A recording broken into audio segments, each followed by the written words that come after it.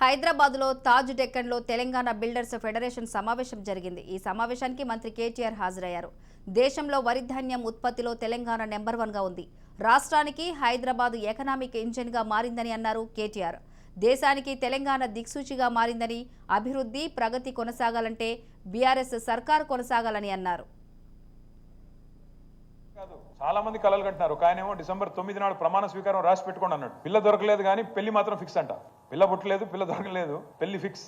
ఇంకొక ఆయన కొత్త లాల్చీ పైజామా కుట్టించుకుంటున్నాడు. ఇంకొక ఆయన జరి అంచు దోతులు కుట్టించుకుంటున్నాడు. ఇంకొక ఆయనేమో గడ్డానికి మళ్ళీ రంగులు వేసుకుంటున్నాడు. 11 మంది తయారున్నారు. 11 మంది తయారు. ఒకటి మాత్రం పక్క 6 గ్యారెంటీలు ఏమో కానీ 6 నెలలకు ఒక సీఎం మాత్రం గ్యారెంటీ. 6 నెలలకు ఒక సీఎం గ్యారెంటీ, అది మాత్రం పక్క. ఎందుకంటే ఇదే రాష్ట్రంలో మనమే చూసి ఎట్లాంటి పరిస్థితులు ఉన్నాయంటే 1989 నుంచి 2004 దాకా 5 సంవత్సరాల కాలంలో 3 ముఖ్యమంత్రులు మారారు ఇదే రాష్ట్రంలో. అందులో ఒక ముఖ్యమంత్రి గారు అయితే స్వయంగా చెప్పాడు, నేను చెప్పడం కాదు, ఆయనే స్వయంగా చెప్పాడు, నన్ను దించడానికి మా వాళ్ళే, నన్ను దించేయడానికి మా వాళ్ళే ఓల్డ్ సిటీలో మత కల్లోలాలు పెట్టి 400 మందిని చంపారు. నేను ఆరోపణ చేయట్లేదు, నేను చెప్పట్లేదు. స్వయంగా కాంగ్రెస్ ముఖ్యమంత్రి మరొక కాంగ్రెస్ నాయకుడి మీద చేసిన ఆరోపణ.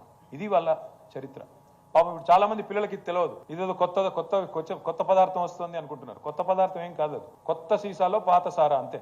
కలర్ మారింది, ప్యాకేజ్ మారింది తప్ప లోపల రంగు రుచి అంతా ఒరిజినల్ అదే కాంగ్రెస్, అదే ఢిల్లీ నుంచి సీల్డ్ కవర్లు. ఎవరు ముఖ్యమంత్రిగా ఉండాలో వాళ్ళే తేల్చడం, వాళ్ళే డిసైడ్ చేయడం తప్ప కొత్తదేమీ లేదు. నా రిక్వెస్ట్ మీ అందరితో కూడా దయచేసి స్టేబుల్ గవర్నమెంట్ కనుక లేకపోతే, ఏబుల్ లీడర్షిప్ కనుక లేకపోతే, తెల్లారు లేస్తే పంచాయతీలు, తెల్లారు లేస్తే కీచులాటలు, తెల్లారు లేస్తే పదవుల కోసం కొట్లాటలు, తెల్లారు లేస్తే అలుగుడు, తెల్లారు లేస్తే ఇక వాళ్ళ కుర్చీ పట్టుకోవడానికి, కుర్చీని పట్టుకొని కుర్చీ కాపాడుకోవడానికే టైం సరిపోకపోతే మన కోసం ఎప్పుడు పనిచేస్తారు? మన కోసం ఏం పనిచేస్తారు? వాళ్ళ తెలంగాణకు ఒక బ్రాండ్ ఇమేజ్ ఉంది భారతదేశం.